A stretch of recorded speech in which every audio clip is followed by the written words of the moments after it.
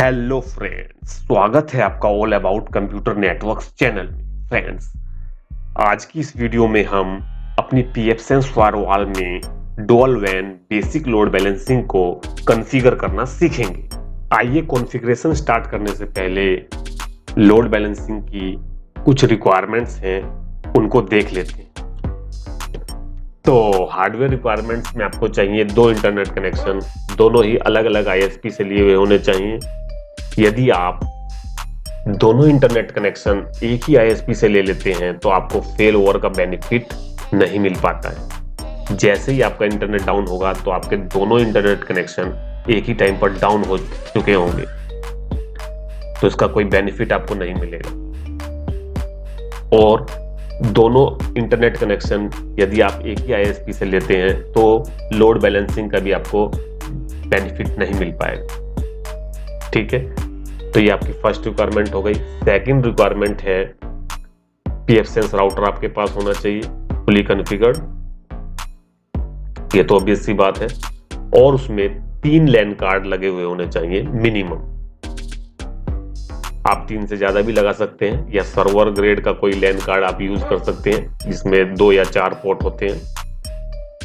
तो यदि आप सर्वर ग्रेड का लैन कार्ड यूज करते हैं तो उसमें आप 3 वैन कनेक्शन यूज कर सकते हैं, 3 पोर्ट्स को, और एक को लैन के लिए यूज कर सकते हैं। तो अब आ जाते हैं इंटरनल रिक्वायरमेंट्स पर। इसमें फर्स्ट रिक्वायरमेंट है स्टैटिक और डायनेमिक IPs फ्रॉम ISPs। ठीक है, ये तो ऑब्वियस सी बात है, आपको 2 IP मिलेंगे ही ISP के थ्रू, या तो स्टैटिक होंगे या डायनेमिक होंगे। सेकंड रिक्वायरमेंट है मॉनिटर IP, और ये मोस्ट इंपॉर्टेंट रिक्वायरमेंट है। इसको अगर आप कॉन्फ़िगर नहीं करते हैं तो आपका लोड बैलेंसिंग या फेल ओवर वर्क ही नहीं करेगा। ठीक है, इसको आपको कॉन्फ़िगर करना जरूरी है। होता क्या है, इन मॉनिटर IPs को हमारी pfSense फायरवॉल कंटिन्यूसली पिंग करती रहती है 24/7, और जैसे ही ये मॉनिटर IP पिंग का रिस्पॉन्स देना बंद करते हैं तो हमारी pfSense फायरवॉल समझ जाती है कि यह ISP या ये इंटरनेट कनेक्शन डाउन हो चुका है। और जैसा भी आपने कॉन्फ़िगर किया हुआ होता है अपनी pfSense फायरवॉल में लोड बैलेंसिंग या फेल ओवर, उसके अनुसार हमारी pfSense फायरवॉल रिएक्ट करती। और ये मॉनिटर IP कोई भी IP हो सकते हैं जो 24/7 पिंग के लिए अवेलेबल हो। ऐसा नहीं है कि आपको DNS के ही IP डालने हैं। मैं क्लाउडफ्लेयर का यूज कर रहा हूं, आप कोई भी IP यूज कर सकते हैं जो 24/7 पिंग के लिए अवेलेबल हो। बस ये आपकी सेकंड रिक्वायरमेंट है। थर्ड एंड लास्ट रिक्वायरमेंट है इंटरनल रिक्वायरमेंट्स की। Before starting make sure all वैन इंटरफेसेस आर इनेबल। हाँ, ये तो ऑब्वियस सी बात है, हम चेक करेंगे ही हमारे वैन इंटरफेसेस, सभी वैन इंटरफेसेस इनेबल है कि नहीं। तो आइए अब अपनी pfSense फायरवॉल में डुअल वैन बेसिक लोड बैलेंसिंग को कॉन्फ़िगर करना स्टार्ट करते हैं। उसके लिए सबसे पहले हमें अपनी pfSense फायरवॉल में लॉगिन करना होगा।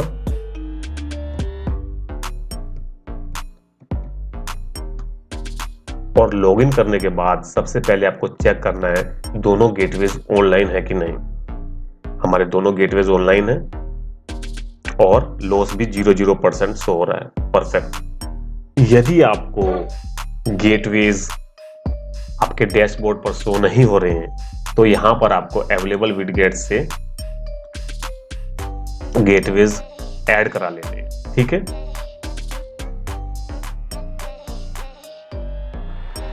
इसके बाद आपको सिस्टम पर जाना है और आपको नीचे शो रहा होगा ड्रॉप डाउन लिस्ट में राउटिंग, इसको सिलेक्ट करना। इसको सिलेक्ट करने के बाद आपको थर्ड टैब पर सिलेक्ट करना है जो कि है गेटवे ग्रुप्स। अब यहां पर हमको ऐड बटन पर जाना है जो कि यहां पर कॉर्नर में शो हो रहा है। उसके बाद आपको फर्स्ट ऑप्शन शो हो रहा होगा ग्रुप नेम। यहां पर आप कुछ भी मीनिंगफुल सा नाम दे दीजिए, जैसे मैं लोड बैलेंसिंग कॉन्फ़िगर कर रहा हूं तो लोड बैलेंसिंग ही दे देता हूं। उसके बाद सेकंड ऑप्शन जो आपको शो रहा होगा ग्रुप प्रायोरिटी। मजे की बात यह है, आप जितने भी गेटवे ऐड कराएंगे या जितने भी ISP आप कॉन्फ़िगर करेंगे वह ऑटोमेटिकली यहाँ पर ऐड हुए आपको शो हो रहे होंगे। जैसे मुझे यहाँ पर शो हो रहे हैं। तो यहाँ पर हमको कॉन्फ़िगर करना है, यहाँ पर टीयर प्रायोरिटी सेट करनी है। तो दोनों को हम टीयर 1 में रखेंगे क्योंकि हम लोड बैलेंसिंग कॉन्फ़िगर करने जा रहे हैं। बाकी हमें कोई सेटिंग यहाँ पर नहीं छेड़नी है, ठीक है। अब आ जाते हैं ट्रिगर लेवल पर। यहाँ पर आपको याद से सिलेक्ट कर लेना है पैकेट लॉस और हाई लेटेंसी, क्योंकि हम नहीं चाहते कि कोई भी गेटवे डाउन होने तक उस पर ट्रैफिक कंटिन्यूअसली हमारा जाए और हमारा इंटरनेट स्लो हो जाए। जैसे ही किसी भी गेटवे पर 20 से ज्यादा पैकेट हमारे लॉस होते हैं या लेटेंसी किसी की इंक्रीज होती है 500 से ऊपर, तो हमारा जो भी डिफॉल्ट गेटवे होगा वो चेंज हो जाएगा। मान लीजिए हमारा एक्साइटेल का डिफॉल्ट गेटवे है और इस पर हमारे 20 से ज्यादा पैकेट लॉस हो चुके हैं, तो ये चेंज हो जाएगा ऑटोमेटिकली और ये सैमसंग वाला हमारा डिफॉल्ट गेटवे बन जाएगा, ठीक है। डिस्क्रिप्शन में आप कुछ भी मीनिंगफुल सा दे दीजिए, जैसे मैं एक्साइटल प्लस एयरटेल दे देता हूं, ठीक है, और इसको सेव कर दीजिए। ये आपका गेटवे ग्रुप क्रिएट हो गया लोड बैलेंसिंग के लिए। अभी लोड बैलेंसिंग कॉन्फ़िगर नहीं हुआ है, अप्लाई करा दीजिए। इसके बाद आपको जाना है गेटवेज पर और यहां पर आपको दोनों गेटवेज बारी बारी ओपन करने हैं और मॉनिटर आईपी में कोई भी आईपी, ऐसा आईपी डाल देना है जो 24/7 पिंग के लिए अवेलेबल हो। जैसे मैंने क्लाउडफ्लेयर का डाल दिया है यहाँ पर, ठीक है। इतना कॉन्फ़िगर करने के बाद आपको यहाँ पर सेव कर देना है, ठीक है। और यही सेम प्रोसेस आपको सेकंड वाले गेटवे पर भी कर देनी है। जैसे यहाँ पर मैंने यहाँ पर भी क्लाउडफ्लेयर का सेकंड डीएनएस आईपी डाल दिया है, ऐसे भी आप कर सकते हैं। मेन जो है आपको पिंग कराना है कोई भी आईपी जो 24/7 पिंग के लिए अवेलेबल हो, ठीक है। और यहाँ पर भी सेव कर दीजिए। तो दोनों मॉनिटर आईपी भी कॉन्फ़िगर हो गए हैं हमारे।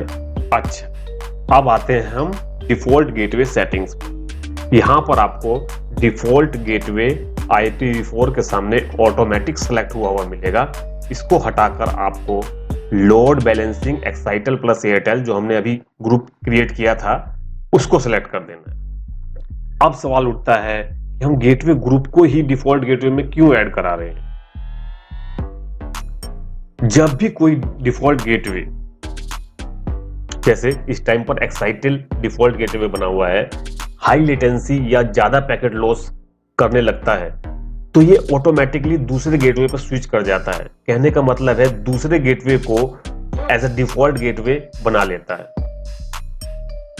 ठीक है। और ये सब नैनो सेकंड्स में होता तो ये जब ऑटोमेटिक सेलेक्ट होगा तब भी, लेकिन कुछ टाइम ले लेता है जिससे हमारा डाउन टाइम शो होने लगता है और क्लाइंट को पता चल जाता है कि इंटरनेट डाउन हो गया है। और यदि हम ये गेटवे ग्रुप सेलेक्ट करके रखते हैं तो एक नैनो सेकंड्स में स्विच कर जाता है, क्लाइंट को पता ही नहीं चलता है कि हमारा इंटरनेट डाउन हो गया है। इसलिए हम यहाँ पर गेटवे ग्रुप को सिलेक्ट करके रखते हैं, ठीक है। तो ये सिलेक्ट कर लेना है और सेव करना है। सेव करने के बाद अप्लाई करा देना है।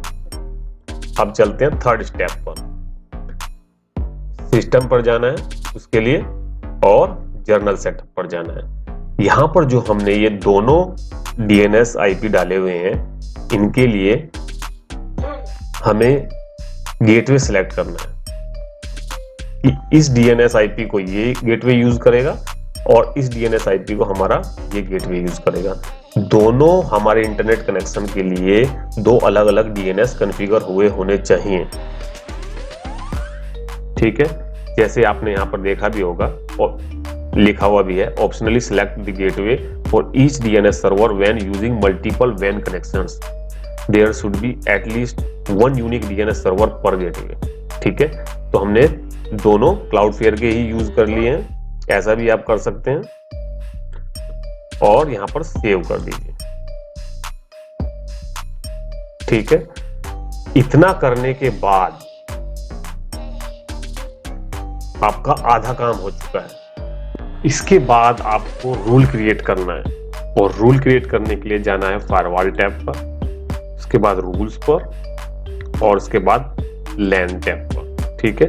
और यहाँ पर आपको शो हो रहा होगा अलाउ ऑल पोर्ट्स, इस पर एडिट करना है क्योंकि, तो पेंसिल वाले आइकन पर क्लिक करेंगे और स्क्रॉल डाउन करेंगे, डिस्प्ले एडवांस पर जाएंगे और यहाँ पर आपको शो हो रहा होगा शेड्यूल के नीचे गेटवे।